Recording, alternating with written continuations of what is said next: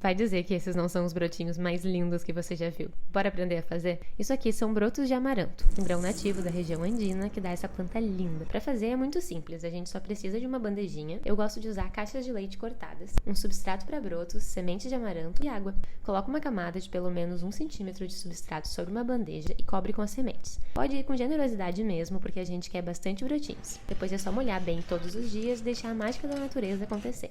No calor, em mais ou menos 24 horas, a semente já vai começar a germinar. Em uns 5 dias, as folhas já vão abrir e ele vai estar altinho assim. Aí já dá pra colher. Corta com uma tesoura fina, bem próximo da altura do substrato, higieniza os brotinhos e pronto. Fica uma delícia em sanduíches, saladas e até pra finalizar pratos quentes. Agora, sério.